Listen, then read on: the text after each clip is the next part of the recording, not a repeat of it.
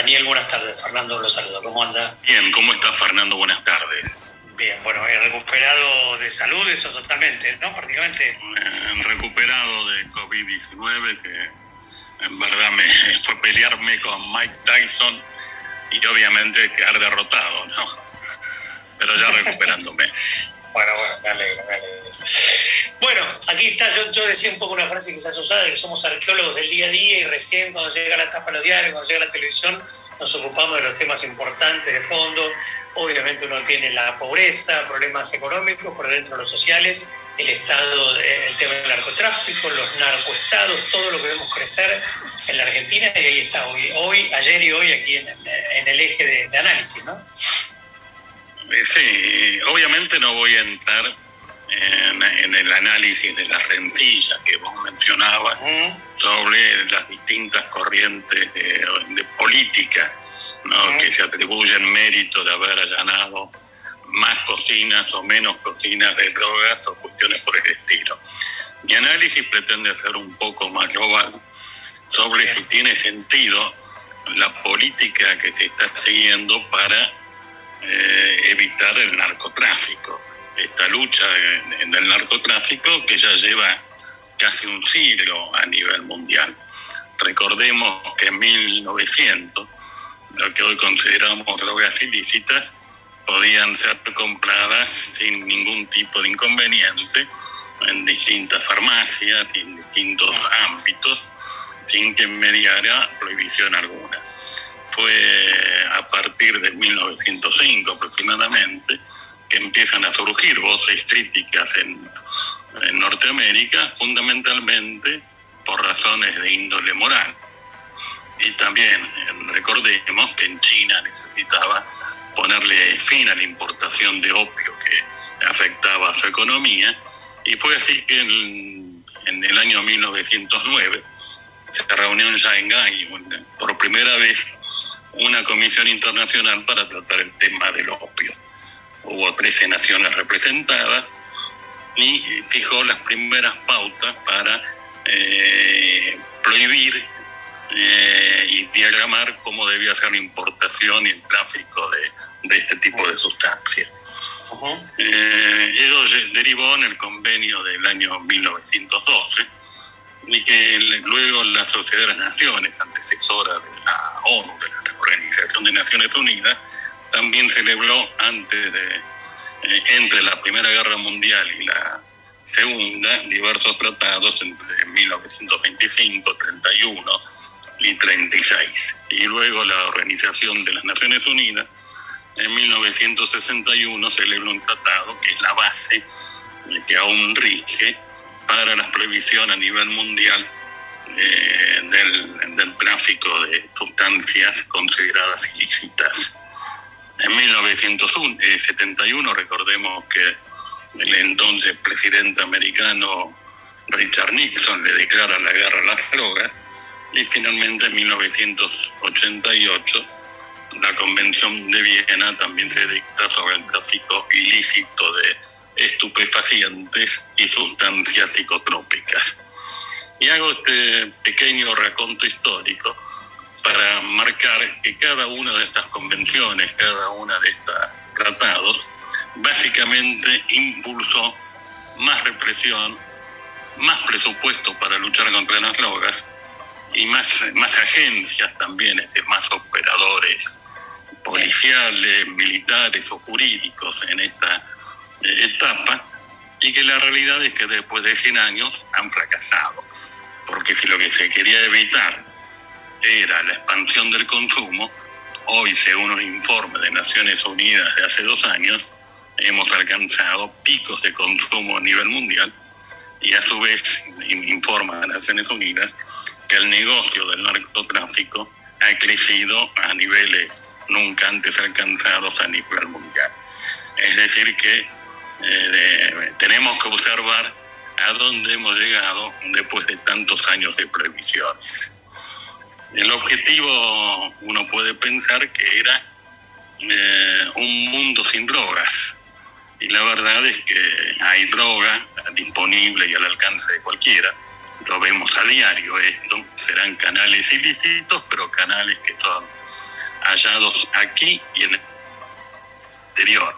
Y en cuanto a lo que ocurrió estos días en la Argentina, de esta droga que está causando la muerte, me permito recordar que hace unos años ocurrió algo similar en Estados Unidos. En Massachusetts hubo una sustancia que los periodistas y agentes gubernamentales llamaron Hollywood, porque así estaba etiquetada, que causó en forma similar a lo que ocurre estos días en Argentina, la muerte de numerosas personas. Y esto en parte pasa porque acá no hay control de calidad. Sí, yo leo en los medios y en la televisión se habla cocaína adulterada. Obviamente cuando uno va a comprar este tipo de sustancias no espera recibirla pura, salvo aquel narcotraficante que compra nada más que cocaína pura para distribuirla a nivel mundial. Siempre está rebajada con distintas sustancias y no existe una receta o fórmula controlada que permita comparar la que se vendió con esa fórmula, porque todo se maneja de manera marginal, sin controles, no hay calidad posible que chequear, ni mucho menos oficina en la cual quejarse, ¿no? Si yo compro un electrodoméstico y viene fallado, puedo acudir a la oficina de defensa del consumidor, pero en este marco de sustancias ilícitas esto es imposible. Y lo que estamos haciendo es condenar a la marginalidad a las personas que tienen el problema de la adicción. Normalmente los estigmatizamos, es decir, en vez de facilitar que sean atendidos sus problemas de salud, los terminamos marginando, porque ir a una clínica especializada para atender el problema de la adicción no es igual que ir a atenderse de una gripe o de COVID-19, porque está el estigma, vos sos un adicto, y esto marca la forma en que la gente ve al individuo que tiene adicciones. También a veces se incurre en severas violaciones a los derechos humanos por parte de las autoridades policiales o que deben combatir el narcotráfico, porque es el consumidor que es el último de la cadena, la víctima en final de esta operación ilícita, en la que es violentada en sus derechos con intención que diga quién le vendió la droga, etcétera, etcétera. Vemos que hay un mercado ilícito que mueve millones y millones de dólares. Yo no quiero dar cifras, pero he leído que se hablaba hace un par de años de más de 320 mil millones de dólares por año, ¿no? No sé si este número es correcto o no, incluso hasta parece poco, pero existe un lucro fuera de control por parte de los diversos gobiernos y que beneficia a determinados grupos de personas que son las que necesitan seguir acumulando poder, y acumular poder significa tener territorios propios. Por eso vos hablabas hace un rato de los narcoestados, y los narcoestados son una consecuencia de la necesidad que tienen estos grupos de narcotraficantes de tener base para realizar su actividad, y van acumulando poder. Lo decía Cristina Kirchner el otro día, citando a un mandatario, que el narcotráfico hacía las escuelas que el Estado no podía por falta de fondos, ¿no? Entonces vemos como primero seducen a un sector poblacional, dándole escuelas, trabajo, pequeños salarios, luego se van apoderando del territorio. Esto pasa en México, pasa en Colombia, y está pasando en Santa Fe también en nuestra república. Y bueno, y seguimos con la misma tónica de querer tener más presupuesto, más soldados, más agencias para luchar con el narcotráfico. Y de lo que nunca debatimos y nunca hablamos desde la alternativa. ¿Qué pasa si legalizamos la droga? Y en verdad hay experiencias históricas.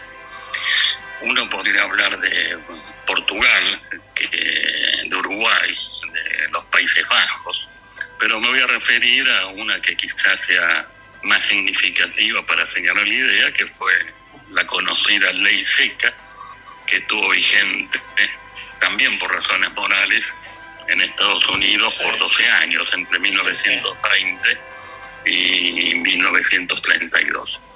Y cuando fue derogada la ley seca, una de las cuestiones que se advirtió es que había generado 500.000 de personas delincuentes, es decir, que habían trastocado su actividad a una actividad ilícita, justamente porque la actividad continuaba. Y también se daba el fenómeno que observamos ahora en la Argentina.